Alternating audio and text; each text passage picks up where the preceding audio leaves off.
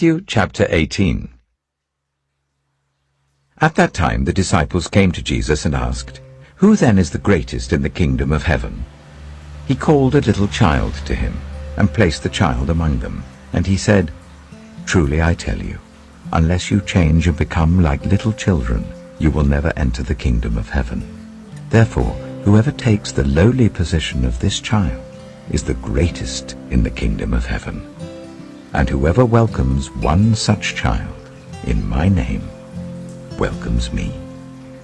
If anyone causes one of these little ones, those who believe in me, to stumble, it would be better for them to have a large millstone hung round their neck and to be drowned in the depths of the sea.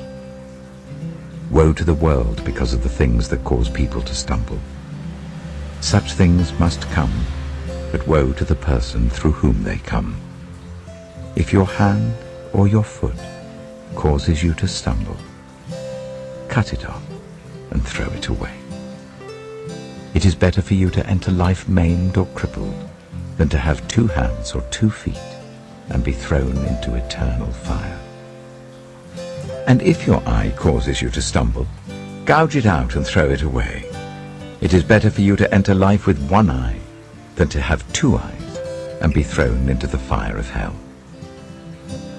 See that you do not despise one of these little ones, for I tell you that their angels in heaven always see the face of my Father in heaven. What do you think? If a man owns 100 sheep and one of them wanders away, will he not leave the 99 on the hills and go to look for the one that wandered off? And if he finds it, truly I tell you, he is happier about that one sheep than about the 99 that did not wander off. In the same way your Father in heaven is not willing that any of these little ones should perish. If your brother or sister sins, go and point out their fault, just between the 2 of you. If they listen to you, you have won them over. But if they will not listen, take 1 or 2 others along, so that every matter may be established by the testimony of 2 or 3 witnesses. If they still refuse to listen, tell it to the church. And if they refuse to listen even to the church, treat them as you would a pagan or a tax collector.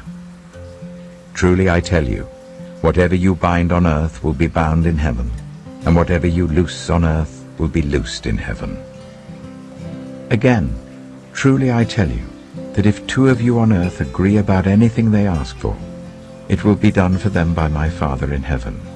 For where 2 or 3 gather in my name, there am I with them.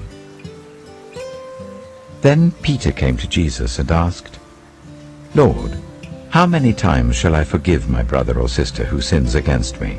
Up to 7 times?" Jesus answered, "I tell you, not 7 times, but 77 times. Therefore the kingdom of heaven is like a king who wanted to settle accounts with his servants. As he began the settlement, a man who owed him 10,000 bags of gold was brought to him. Since he was not able to pay, the master ordered that he and his wife and his children and all that he had be sold to repay the debt. At this, the servant fell on his knees before him. "Be patient with me," he begged, "and I will pay back everything." The servant's master took pity on him, cancelled the debt, and let him go. But when that servant went out, he found one of his fellow servants who owed him 100 silver coins. He grabbed him and began to choke him. "Pay back what you owe me," he demanded. His fellow servant fell to his knees and begged him, "Be patient with me, and I will pay it back." But he refused. Instead, he went off and had the man thrown into prison until he could pay the debt. When the other servants saw what had happened, they were outraged and went and told their master everything that had happened. Then the master called the servant in. "You wicked servant," he said. "I cancelled all that debt of yours because you begged me to. Shouldn't you have had mercy on your fellow servant just as I had on you?" In anger, his master handed him over to the jailers to be tortured until he should pay back all he owed. This is how my heavenly Father will treat each of you unless you forgive your brother or sister from your heart.